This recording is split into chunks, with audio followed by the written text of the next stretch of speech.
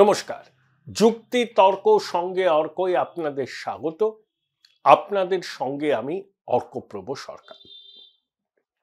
Doctor Yunus যখন Nobel পুরস্কার পেলেন তখন বাঙালি হিসাবে খুশি হয়েছিলাম। তার কিছুদিন পরে তিনি কলকাতায় এসেছিলেন। কলকাতার কাছে কোনো একটি জেলায় কোনো এনজিওর আমন্ত্রণে আসেন, সেখানে আমি উপস্থিত ছিলাম। ওনার সঙ্গে বেশ কিছুক্ষণ কথাও হয়। তখন আমি যে সর্বভারতীয় সংবাদ মাধ্যমে কাজ করতাম, তো আমার একটা ছোট্ট সাক্ষাৎকার নেওয়ারও সুযোগ হয়েছিল। কথাবার্তা শুনে আমার ভালোই লেগেছিল, অমায়িক ব্যবহার। আর তিনি বাঙালি, তো এপার বাংলা ওপার বাংলা আমি ওভাবে ফারাক করিনি। অমর্ত্য সেন পুরস্কার নোবেল পেলেও খুশি হই, বিনায়ক বন্দ্যোপাধ্যায় পেলেও খুশি হই, আর ডক্টর ইউনূস পেয়েছিলেন তাতেও খুশি হয়েছিলাম। আফটার অল বাঙালি। কিন্তু বর্তমানে ইউনূসের যে চেহারা দেখছি, আমার এখন আফসোস হচ্ছে আমার মূল্যায়ন ভুল ছিল। অনেক বন্ধু বান্ধবদের কাছে ইউনূস সম্পর্কে প্রশস্তিমূলক কথাবার্তা বলেছিলাম, কিন্তু পরে যত খবরাখবর নিয়েছি, তার বর্তমান কাজকর্ম যা দেখছি, মেলাতে পারছি না। দেখুন, ইউনূসের নোবেল প্রাপ্তির পরে ভারতীয় উপমহাদেশের সবাই খুশি হয়েছিল, বাংলাদেশের মানুষ খুশি হয়েছিলেন, আমরা খুশি হয়েছিলাম, সবাই খুশি হয়েছিলেন। তারপরে নরওয়ে একটা টেলিভিশনে একটা ডকুমেন্টারি দেখানো হয়, তাতে দাবি করা হয় নরওয়ে সরকারের তহবিল তছরূপ করেছেন ইউনূস। তাকে কার্যত চোর আখ্যায়িত করা হয়। ধাক্কা লাগে। একজন নোবেল লরিয়েট, ভারতীয় উপমহাদেশের, তিনি চোর। নরওয়ের টেলিভিশন ডকুমেন্টারি করে দাবি করলো। আমি জানি না ইউনূস তার কোনো রিজয়েন্ডার দিয়েছিলেন কি না, জানা নেই আমার। দুই, তিনি গ্রামীণ ব্যাংকের প্রতিষ্ঠাতা। আচ্ছা, সবকিছুতে তো একটা অবসরের সীমা থাকে, বয়স থাকে।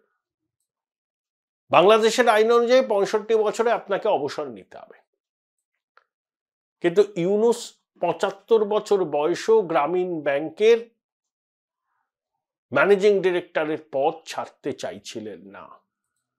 তাকে শেখ হাসিনা সরকার অপসারণ করে। তিনি আদালতে যান, আদালত তাকে সুরাহা দেয়নি। ছাত্র জীবনে পেন্টাগনে স্কলারশিপ নিয়ে তিনি আমেরিকা গিয়েছিলেন। সেখানেই ওই হিলারি ক্লিন্টন, বিল ক্লিন্টনের সঙ্গে তার পরিচয়, ডেমোক্র্যাটদের ঘনিষ্ঠ হওয়া, এবং তিনি যে ডেমোক্র্যাট ইকোসিস্টেমের খুব সক্রিয় সদস্য সেটা সবাই জানেন। গ্রামীণ ব্যাংক বা ওই যে মাইক্রো ফিন্যান্সের মাধ্যমে কোটি কোটি টাকা মুনাফা করেছেন ইউনূস। শোষণের অভিযোগ আছে বাংলাদেশের গরিব মানুষকে। সেই টাকা বিদেশে নিয়ে গিয়ে ডলারে কনভার্ট করে তিনি ক্লিন্টন ফাউন্ডেশনকে অনেক পয়সা দিয়েছিলেন।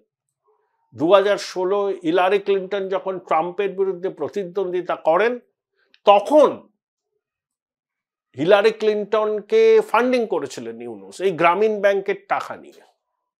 তাহলে বুঝতে পারছেন সম্পর্কটা কত মাখো মাখো। সেই জন্য ট্রাম্প জেতার পর তিনি বিষোৎকার করেছিলেন। তো এই লোকটা ক্ষমতা লোভী।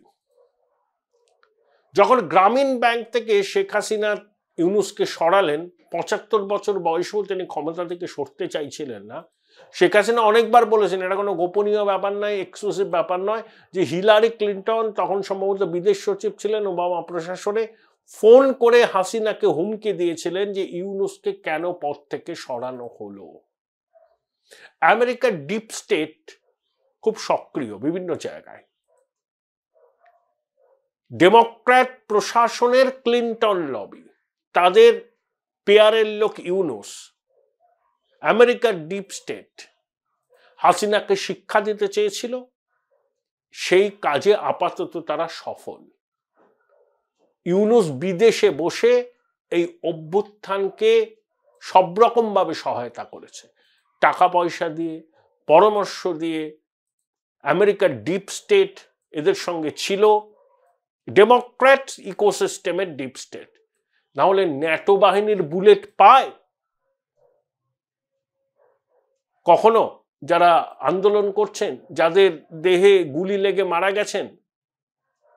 ময়নাতদন্তের পর ব্রিগেডিয়ার সাখাওয়াত স্বরাষ্ট্র মন্ত্রকের উপদেষ্টা ছিলেন, তিনি তো হাঁটে হাঁড়ি ভেঙে দিয়েছেন, বলে বাংলাদেশের পুলিশ সেনাবাহিনী কেউ ন্যাটো বাহিনীর বুলেট ব্যবহার করে, এলো কোত্থেকে? আকাশ থেকে? তাহলে ওই আমেরিকার ডিপ স্টেট, ওই ইউনুস, ওই ক্লিন্টন ফাউন্ডেশন, ওই master mind Hizbut Tahrir Mahfuz, Yunus লোভী। আপনাদের মনে হয় যেটা অন্তর্বর্তী সরকার, কেয়ারটেকার গভর্নমেন্ট হয়েছিল, আর্মি ব্যাকড, মঈনুদ্দিন ফখরুদ্দিনের সরকার। সেই সরকারের সময় একটা দল তৈরি করেন ইউনুস, কিন্তু সে সময় রাজনৈতিক কার্যকলাপ বন্ধ ছিল, তিনি করেছিলেন। তার গ্রামীণ ফোন, এটাও ইউনুসের একটা সৃষ্টি। সেই গ্রামীণ ফোনের মাধ্যমে বাংলাদেশের বিভিন্ন জায়গায় SMS করে মেম্বারশিপ ড্রাইভ করার চেষ্টা করেছিলেন, একেবারেই সফল হননি। শেষ পর্যন্ত ওই দল তিনি গুটিয়ে দেন। কিন্তু হাসিনাকে শিক্ষা দেওয়া, বাংলাদেশের ক্ষমতায় আসীন হওয়ার স্বপ্ন তিনি সারা জীবন দেখেছেন, তাই চক্রান্ত করে তিনি এবারে সফল হয়েছেন। এই লোকটা বাংলাদেশের স্বার্থ বিরোধী। কেন? এই যে পদ্মা সেতু, এটা তো সমস্ত বাংলাদেশের গর্ব। বিশ্ব ব্যাংকের কাছে যখন বাংলাদেশ সরকার ঋণ চায়, শোনা যায় ইউনুস বাগড়া দেয়। ওই ক্লিন্টন ইকোসিস্টেম এবং ইউনুস, অর্থাৎ বাংলাদেশের প্রগতি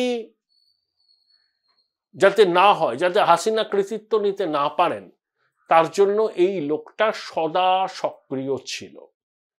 শুধুমাত্র নিজের টুকু কিভাবে নিজেকে লাইমলাইটে রাখা যায়, কিভাবে ক্ষমতা দখল করা যায়, কিভাবে সাধারণ গরিব বাংলাদেশিদের মাথায় টুপি দিয়ে পয়সা রোজগার করা যায় এবং সেই টাকা দিয়ে বিপুল সম্পত্তি কেনা যায় এবং বিভিন্ন লবিকে টাকা দিয়ে হাত করে বাংলাদেশের স্বার্থবিরোধী কাজে তাদেরকে লিপ্ত করা যায়।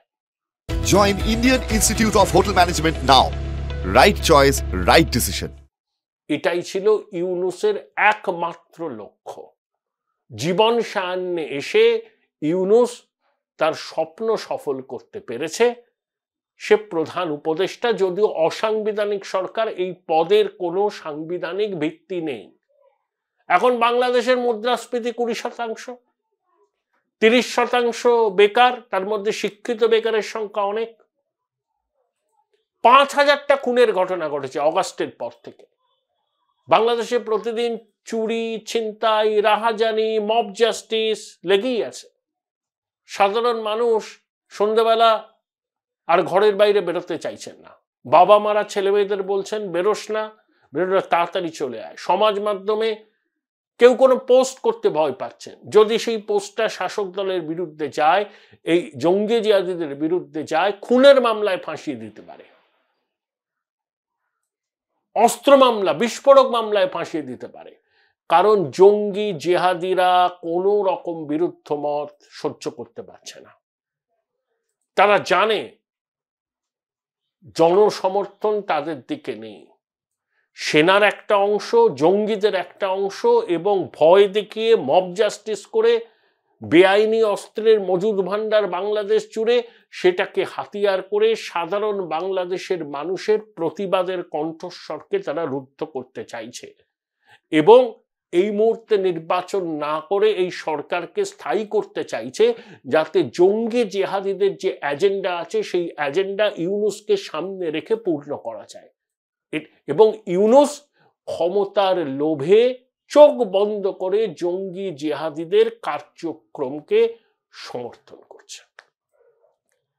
কিন্তু চিরদিন কাহারও সময় নাহি যায়। ইউনুসের চরিত্রটা আপনারা বুঝলেন। ওকে সাদে বাংলাদেশের মানুষ বলে সুদি ইউনুস, যে চিরকাল বাংলাদেশের স্বার্থবিরোধী কাজ করেছে। যে কোনো মূল্যে বাংলাদেশের ক্ষমতা দখল ওর লক্ষ্য ছিল।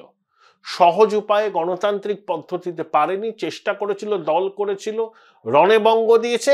এখন জঙ্গি জেহাদিদের সমর্থনে সে বাংলাদেশে ক্ষমতা দখল করেছে, টিকতে পারবে না। ইউনূস শুনে রাখো, এই ক্ষমতা তুমি বেশি দিন ভোগ করতে পারবে না। বাংলাদেশের জনতা তোমাকে টেনে নামাবে ক্ষমতা থেকে, তাড়িয়ে ছাড়বে। সেদিন খুব বেশি দেরি নেই, কারণ অনির্বাচিত সরকার, মানুষের সমর্থন নেই, এবং তারা সংস্কারের নাম করে সময় নষ্ট করতে চাইছে, তাদের জঙ্গি এজেন্ডাকে বাস্তবায়িত করতে চাইছে, আর কিচ্ছু না। বাংলাদেশের মানুষেরা ধরে পড়েছে। শুধু ধর্মীয় সংখ্যালঘুদের বিপদ নয়, বাংলাদেশের মুক্তমনা গণতন্ত্রপ্রিয় মানুষের কাছেও এরা বিপদ, মহিলাদের কাছে এরা বিপদ। টার্গেট কিলিং করবে এরা ধর্মীয় সংখ্যালঘুদের পাশাপাশি মুক্তমনা গণতান্ত্রিক উদার বাংলাদেশিদের বিরুদ্ধে। এদের জেহাদ, এদের ফতোয়া হবে এদেরকে কতল করা। আর ইউনূস বলবে কিচ্ছু নয়, তো গল্প উপন্যাস লেখা হচ্ছে। সারা বিশ্ব সরব, পশ্চিমী গণমাধ্যম সরব, ব্রিটেন, আমেরিকা, ইউরোপীয় ইউনিয়ন সরব, তাতেও এই নির্লজ্জ লোকটা মুখে কুলু পেটে আছে, বলছে সবই নাকি গল্প উপন্যাসের মতো, সবই নাকি অতিরঞ্জিত ভারতীয় মিডিয়ার। কিন্তু যেভাবে ব্রিটেন সরব হয়েছে, যেভাবে যুক্তরাষ্ট্র সরব হয়েছে, ইউরোপীয় ইউনিয়নের অন্যান্য দেশগুলো সরব হবে। 20 তারিখের পর ট্রাম্প আসছে। ট্রাম্পের এই রায় র্যাডিক্যাল ইসলাম আর লেফট এনজিও কালচারের বিরুদ্ধে আমেরিকার মানুষের রায়। ট্রাম্প বলেছে না, হামাসের লাইফ হেল করে দেবো যদি 20 জানুয়ারির মধ্যে ইসরায়েলি পণবন্দীদের না ছাড়ে। হামাসকে লক্ষ্য করে ট্রাম্প বলেছেন, কিন্তু বার্তাটা বাংলাদেশের জঙ্গি শাহির বিরুদ্ধে। কোর্স কারেকশন না করলে, নির্বাচন করে গণতান্ত্রিক সরকারের হাতে ক্ষমতা হস্তান্তর না করলে ইউনূস আর তার জঙ্গি সহযোগীদের লাইফ ফেল হয়ে যাবে। এটাই ট্রাম্প কিন্তু ইঙ্গিত দিয়েছেন, নাম না করে। তিনি হামাসকে এবং মধ্যপ্রাচ্যকে লক্ষ্য করে বলেছেন, কিন্তু বাংলাদেশে হিন্দু নির্যাতন নিয়ে ট্রাম্পের উদ্বেগ তো প্রকাশ্যে আছে, গোপন তো করেননি। তাই হামাসকে লক্ষ্য করে বার্তা দিলে পরোক্ষে বাংলাদেশের জঙ্গি সরকারের বিরুদ্ধেও কিন্তু ট্রাম্পের এই বার্তা।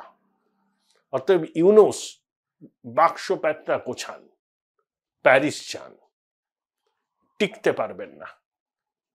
আপনার দেশের মানুষ আপনাকে গদিচ্যুত করবে, তাদের সঙ্গে প্রতারণা করেছেন। এখন চাকরি দিতে পারছেন না, জিনিসপত্রের দাম কমাতে পারছেন না, আইন শৃঙ্খলার অবনতি হচ্ছে। এর দিক থেকে দৃষ্টি ঘোরানোর জন্য এখন আপনি উগ্র ভারত বিরোধিতার রাস্তায় গিয়েছেন। ভারতীয় আধিপত্যবাদ এইসব বলছেন। ভারত যদি ডিম না দেয়, যদি পেঁয়াজ না দেয়, যদি পাইপলাইনে গ্যাস না দেয়, যদি ভারতের মাটি থেকে গ্রিড ব্যবহার করে বিদ্যুৎ না পান, না খেয়ে মরবে তো বাংলাদেশের মানুষ।